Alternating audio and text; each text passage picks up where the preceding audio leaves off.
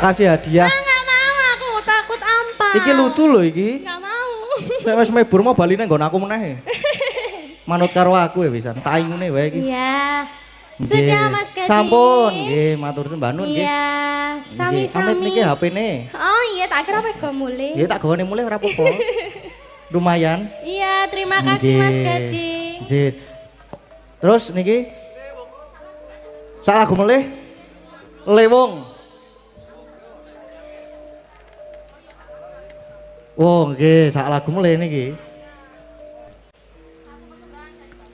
Nah ini kan satu persembahan dari Mbak Lintang Kairo, jauh-jauh dari Kediri Oh, ya. okay. Oleh-oleh buat Jogja Mbak Lintang Kairo, paling iya. suka lagu apa? Ini pamundutan apa? Oh enggak, terserah Enggak, kamu. enggak. Yang paling Langsung, kamu oh. suka lagu apa? Apa Tapi saya ya? suka gamelan loh. Apa ya? Apa Mas Gading? Apa? Vokal sendiri. Dalam Mumpung belum pulang. Lewong. Lewong. Ya, Lewong aku kamu juga suka. Lewong ini langgam dulu, nanti Nggih. disusul sama bubras ya. Wah, Ya. saestu Kamu langgam beneran? ya. Heeh. Iya, kamu Oh. langgam dulu, terus nanti jatilnya. Ya, itu Ya. spesialis Ya, jatil. Spesial ya. Ibu sekalian aja Bu, Mas. Ini pamundutanmu ini tadi, nggih. Nggih. Nanti Lintang vokal langgam ya full ya. Ya, nggih. eman-eman tuh atuh he. Nggih. Lewong. Tetili mengatiku nalikane sepisan ketemu wong bagus dadi laku godho ati rintana siang telu didarban jiwa si barata ngundang rasa tumiti sing kalebu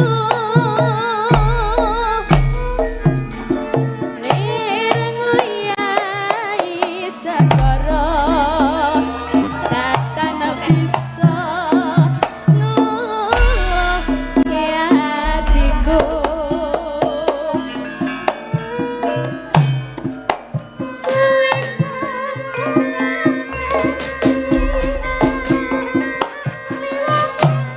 hatiku antuk jampi dadi ati sawiji senadyan apa tak lakoni setemen kita rata mring sliramu tatya ing sisiku Waki Gusti ngelilani Yuk. tresnaku bakal kilo mati Nyonya Prastiwi.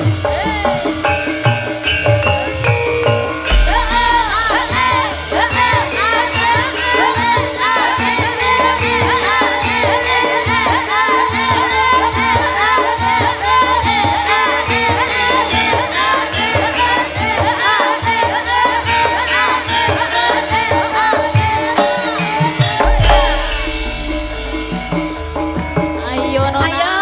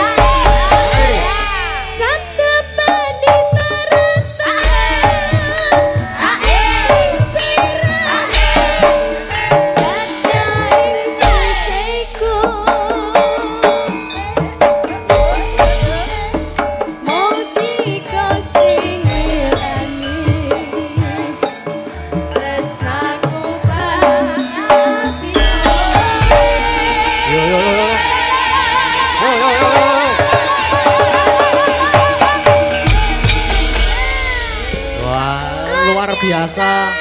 Wah, tariannya itu sangat unik jenengan Ibu. Luar biasa.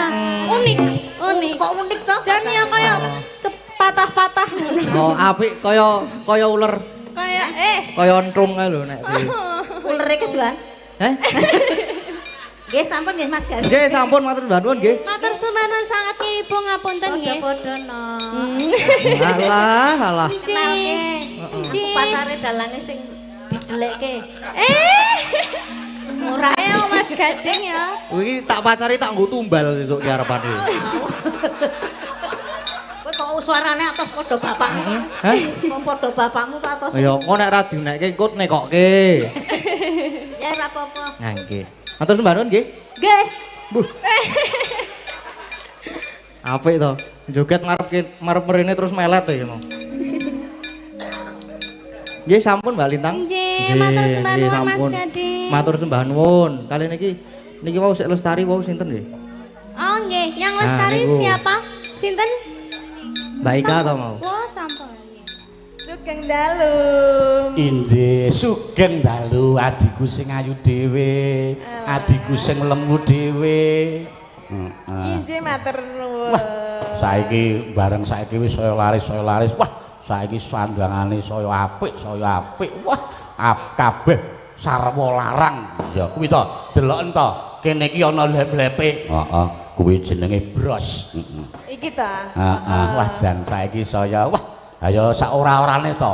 Ha saiki iki piye to? Piye? Sing jenenge wong nanggap wayang, heeh. Sing jenenge wong nimbali aku iki saiki kudune iki dina iki manut dalange selane kok. Ora nek saiki iki dinane iki manut selane tatin kok piye?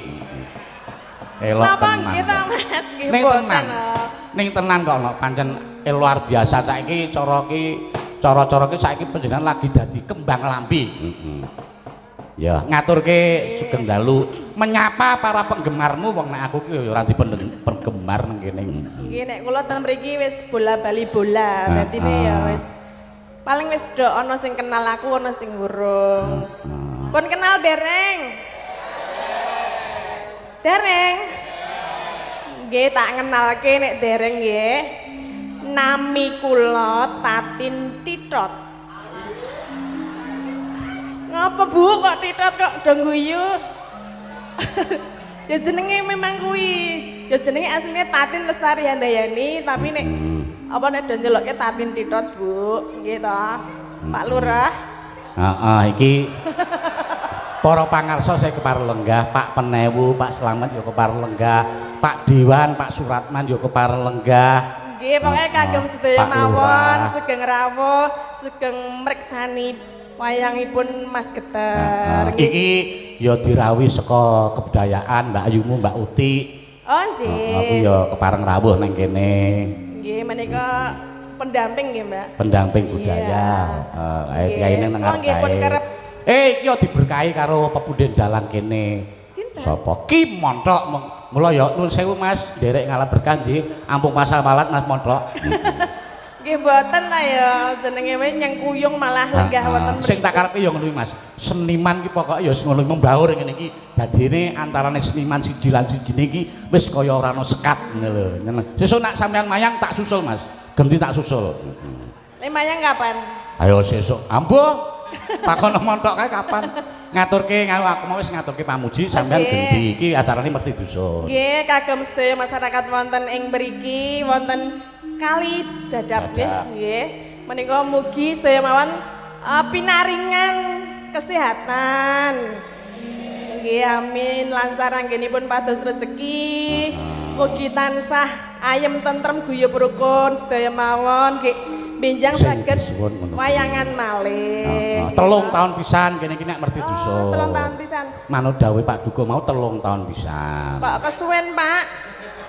Kudune iki setahun pisan minimal, lek ora ya seminggu pisan. Ya aja ngono. Ibu-ibu langsung do wah. Wah iki luar biasa ya jan iso komplit Iya, Mas. sepuh enom cilik do rawuh nang kene ning arep mresani Bu Tatin. Nggih mboten, nggih mirsani sedaya mawon panjenengan nggih. kanca-kanca. Mbak Anting nggih kanca-kanca warga Laras. Ya iki kebetulan warga laras ki dilalah pas ora ana jadwal, terus aku tampa nang kene terus aku nyuwun tulung karo kanca-kanca dilalah do iso mlumpuk. Ya kanugrahan tumrape dulur-dulur kali dadap kene. Sing padha tetanen, Nduk. Nggih, sing padha tetanen mugi tansah tandur subur. Nggih, ora ana omone, ora ana tikuse. Sing padha dagang, Sing padha dagang muga-muga tansah laris manis. Kulak murah adol payu. Adol payu aja adol larang, larang kebangetan. Nek adol larang kok ndak ra ditukoni. Bener. Putra-putra sing isih padha ning bangku sekolahan. Nggih mugi tansah dadi bocah ingkang pinter. Pokoke migunani tumrap wong tuane ya negara lan bangsa. Nggih. Apa meneh? Ayo apa meneh? Kanggo Pak Lurah. Sing isih kanggo Pak Lurah. Kanggo Pak Penewu. Pak Lurah sampun dereng, Pak. Pak Penewu, Pak Camat sing kepareng rawuh. Oh, Pak Camat. Kalian Pak Diwan. Aku ngerti kok kowe nyebut iki mesine Pak Dune mengarep kira-kira nyawer ora ya. Ora mesti ngono mesti. Ora lho, Pak Lurah menika niku tak tangleti sampun dereng niku ngertos mboten? Pripun? Pak. Jenengan ajeng ngendika piyambak napa kula?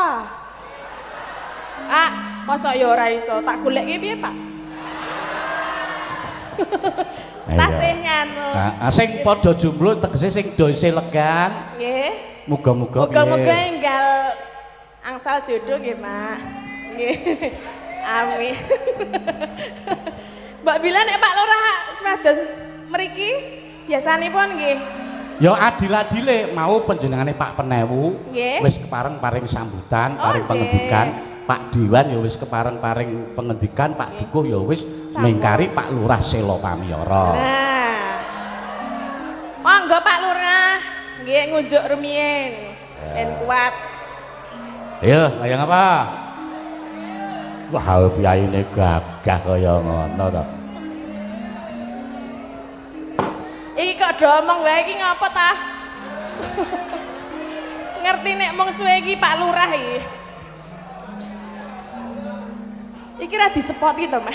Ya piye sepuh ku ya mengko le nyepoti mengko ben alon-alon le tindak dipethuk ta? Dipethuk. Alah pun tekan no. Menika pinjam mic-nya. Monggo.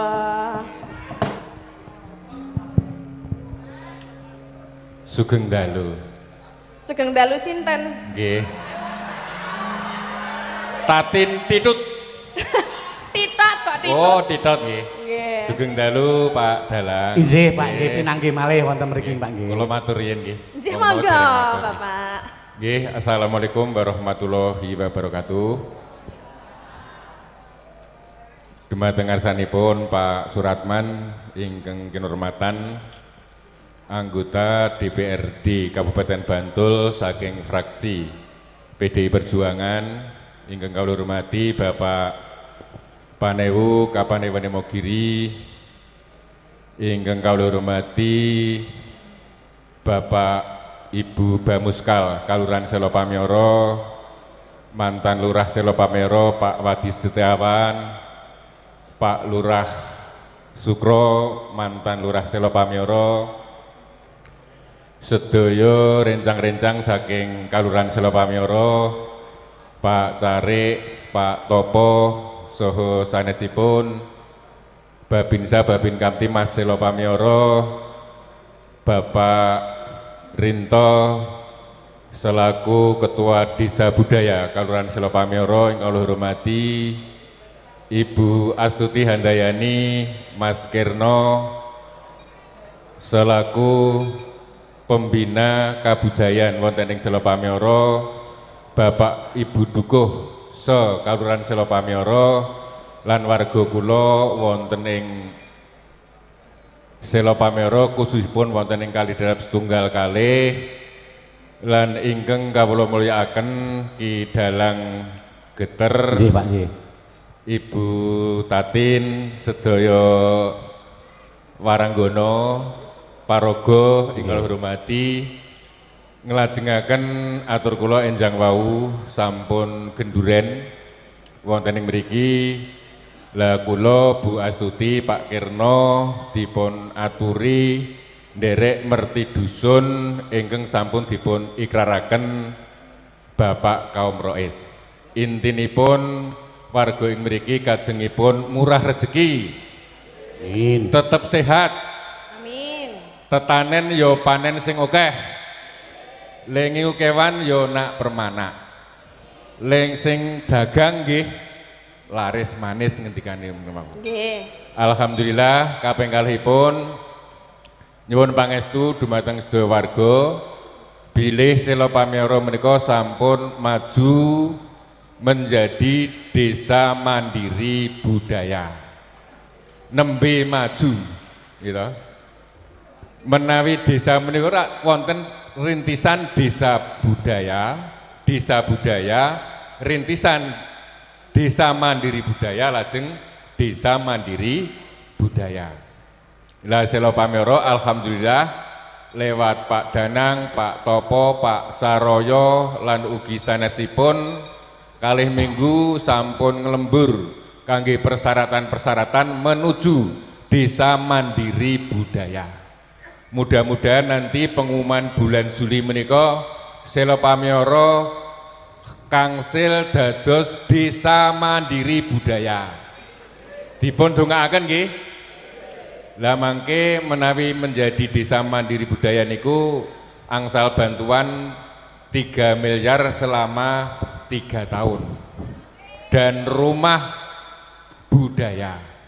Lah mugi-mugi mangke Selo Pamioro saged menjadi desa mandiri budaya. Pangestunipun kemawon.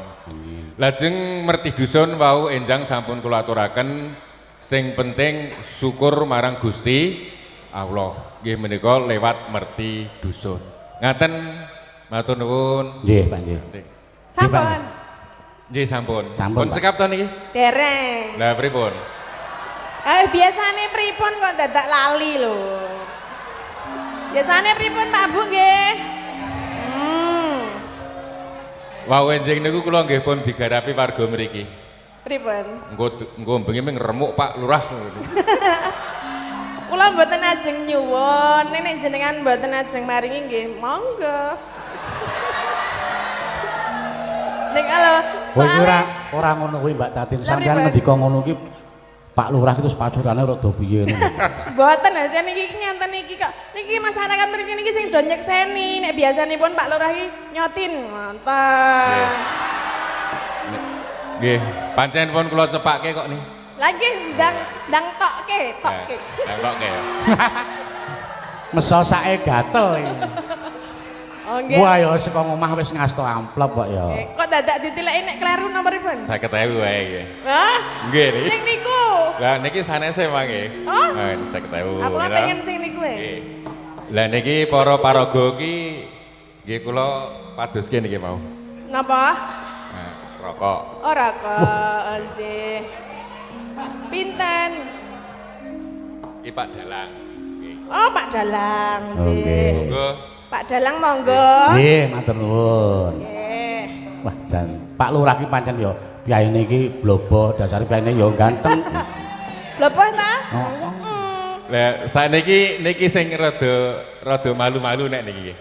Nggih. Niki ki mentekne dereng maju, nek maju nggih mboten malu. Oh ngaten nggih. Oh nggih, sami. Niki wau nggih angsal pesenan. Nggih, Oh, pripun, nggih, Pak? Napa?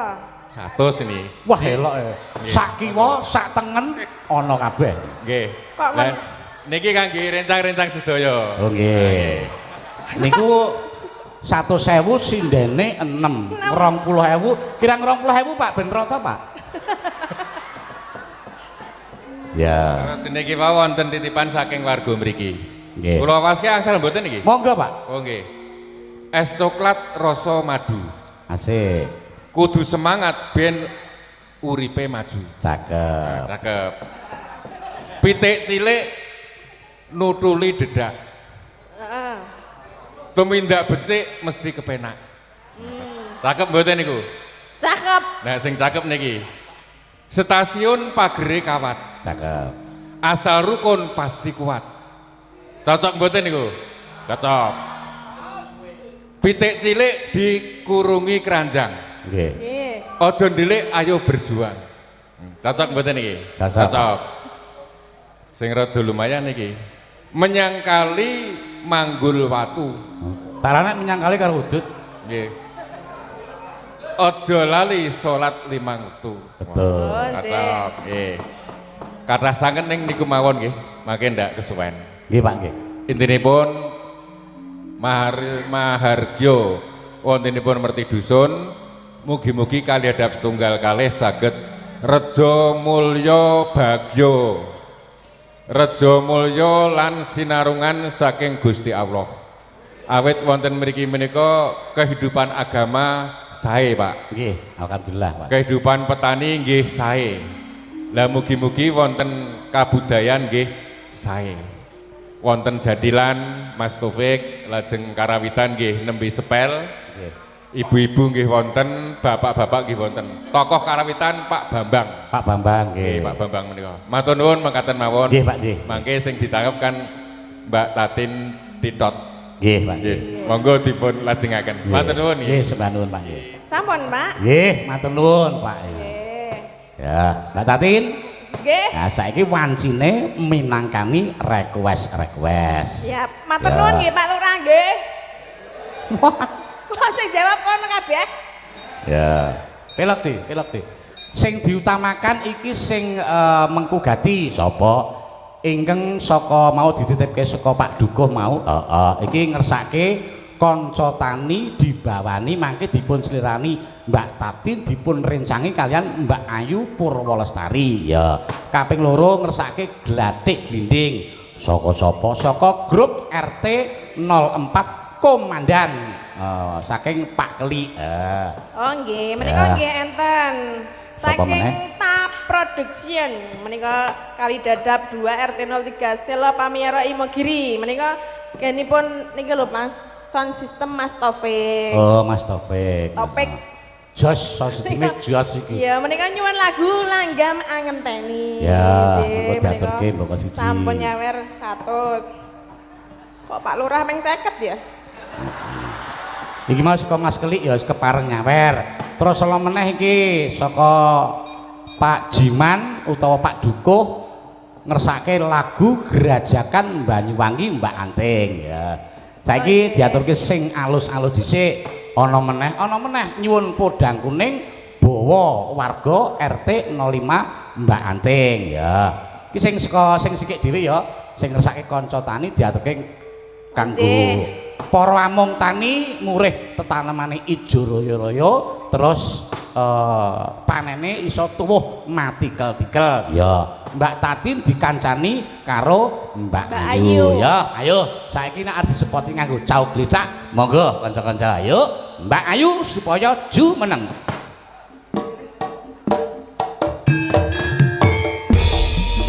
Kayangku marang ganggunya katon anggeng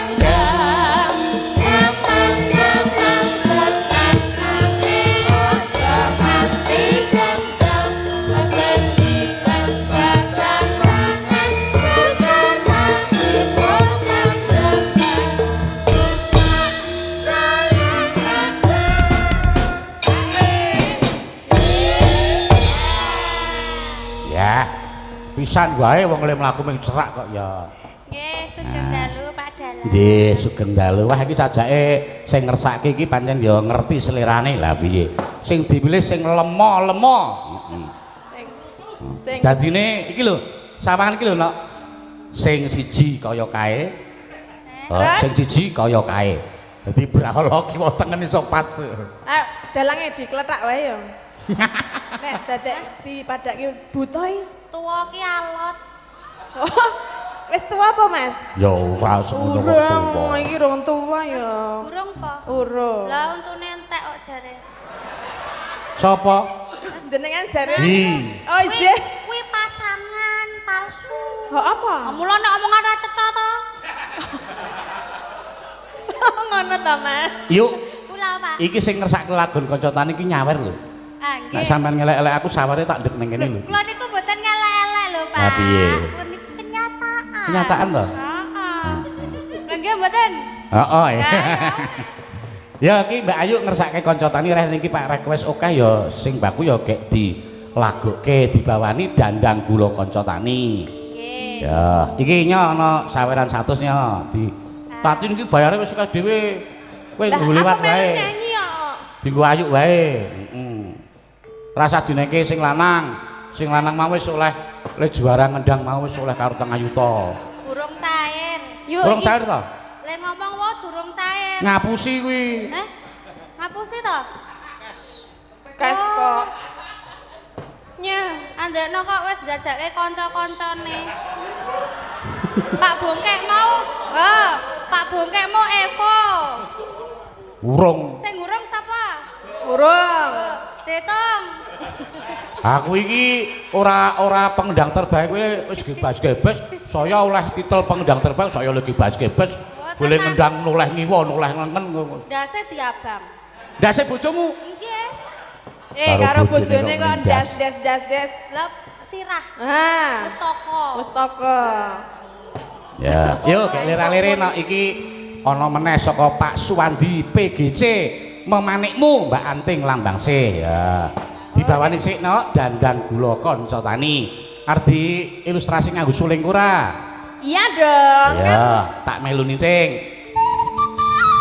Nah, ngono iki. Ciri khasnya Ki Geter adalah memakai suling. Ah!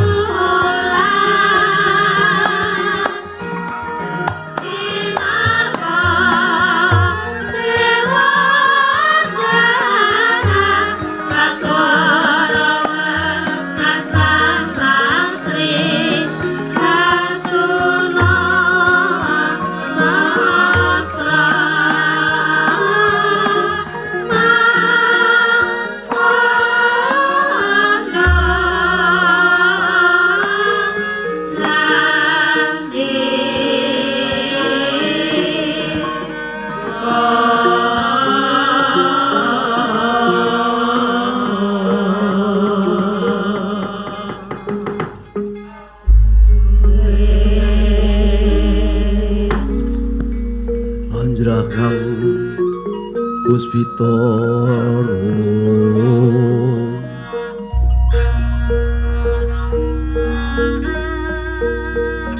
kasiliring samirana mre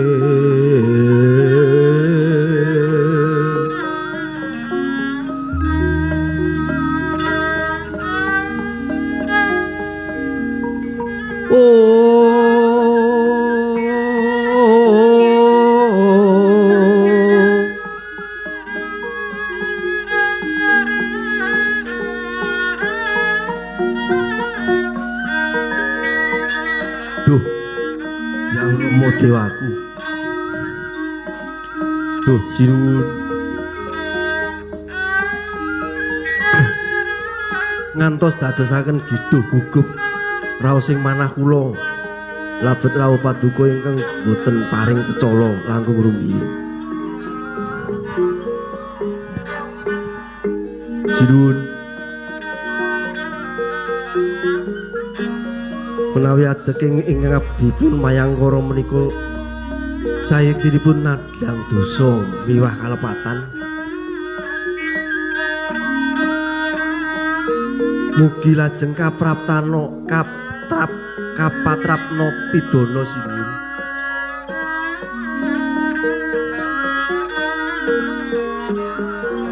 Jagat Dewa Bathara.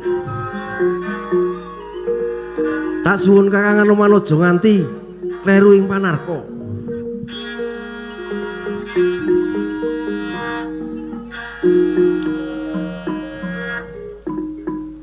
Panjenengan ingsun ana ngarsaning Kakang Mayangkara iki kejaba tuwi kawidadaning Kakang Senggana nanging uga kegawa saka petening rasaku. Kawuning ana Kakang. Yen kalenggan iki Yayi Prabu Dwarawati wis sawetara mendran saka praja. Mongko murcane Yayi Kresna datan ana tandha-tandha anda ingkang sumendhe, lun-lunan puntes lan banon ingkang tinumpuk. Mula ngelingi lamun to Yayi Kresna iku Ratu Satyaningrat lan Kakang Mayangkara iku uga suwitana sahandhap padaning pukulun Bathara Wisnu dewaning kabagyan. Nalika semana wiwit nyalira Sang Prabu Rama Wijaya saka pandugaku mobah musik ing Sang Hyang Wisnu, Kakang Anoman wis ora bakal kekilapan maneh. Mula Kakang mara gage tudono yen to pancen ana karya kang wigati ingkang ana sambung rapeti karo kahanan jagat raya iki, tumuli kababarna jeneng ingsun kepengin uninga jatining karsa mungguh bab mendraning Yayi Kresna.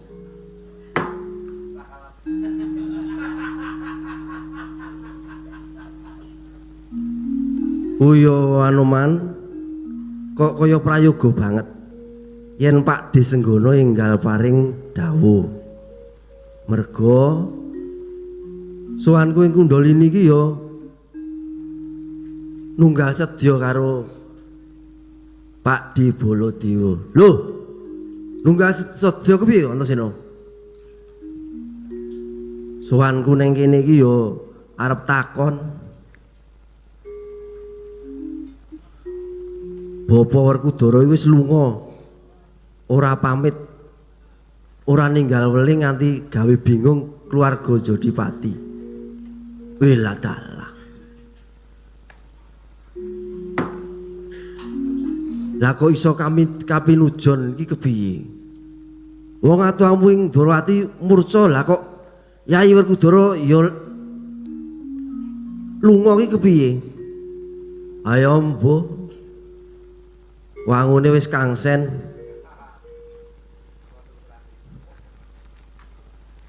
Wah, ono-ono wae. Kakang, perkara iki aku pitaya sak utuhe marang Kakang Anoman. Kita mung ancer-ancer tudono. Ana ngendi dununge Yayi Kresna kang padha mentar saka praja iki.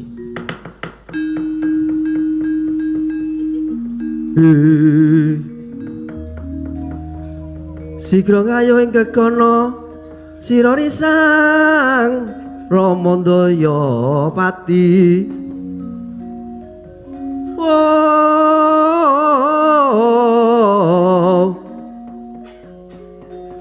Ana yaksa gung cangkrama arane wil katak sini.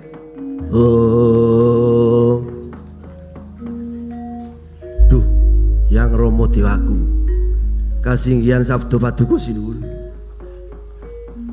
Yen saking pandugi kula jengkare sinun ing Durwati miwah mentaripun kadang kula Jodipati menika mbok menawi pancen wonten sambung rapetipun kalian ewa-ewan kawontenan.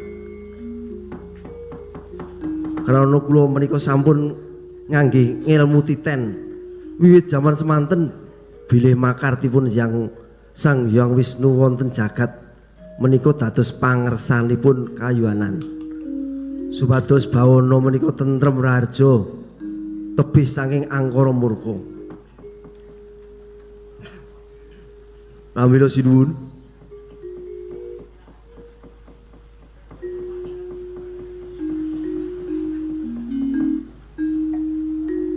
Monggo sareng-sareng ngujupaken asta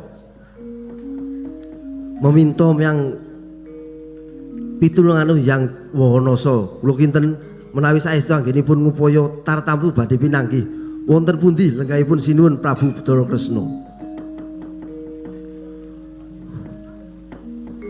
Mangkono Kakang Anoman. Iye sinuwun. Yen pancen mangkono aku mung karitut wuntat tindake Kakang Mayangkara. Monggo sinuwun mandhap saking Kundalini.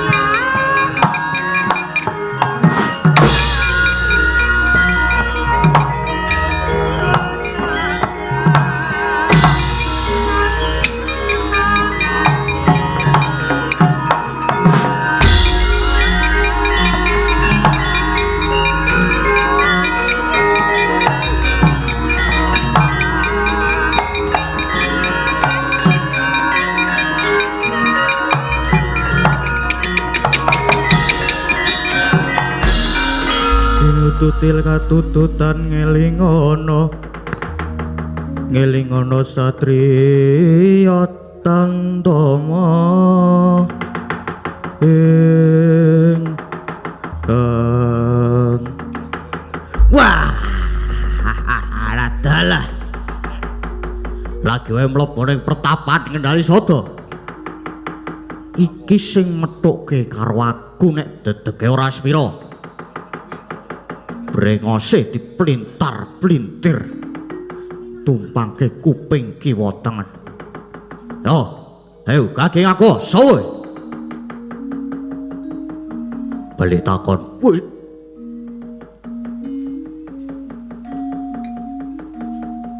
lan wigati apa kowe marep ning pertapan Kendali Sada nganti wadya bolos gelar sepapan wah parat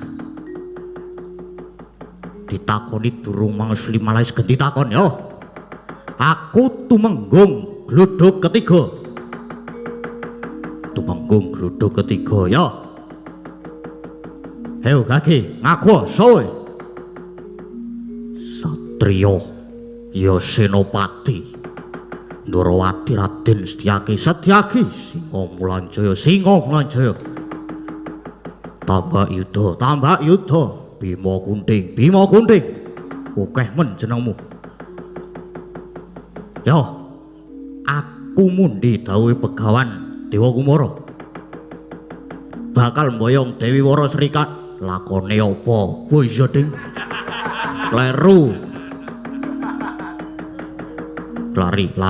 kleru aku bakal goleki pendhita tek putih sing jeneng Anoman yen wis ketemu bakal tak bondo tangane tak krincung sikile tak lebokke pakunjaran banjur tak dadekke tumbal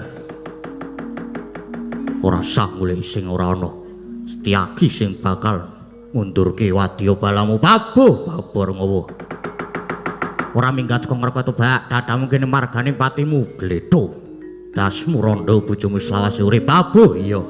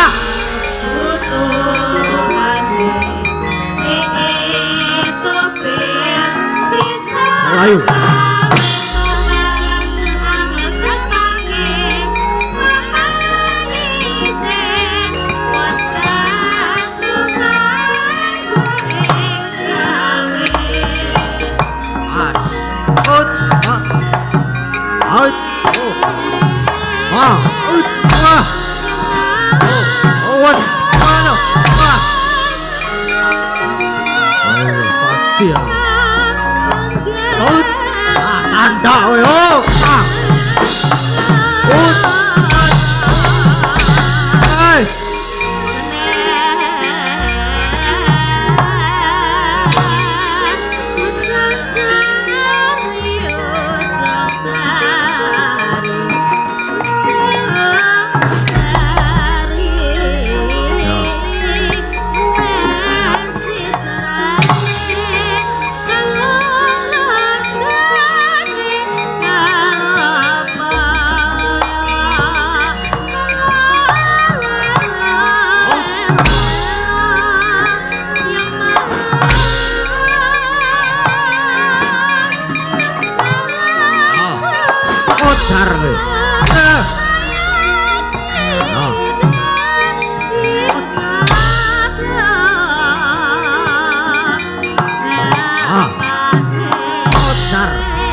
no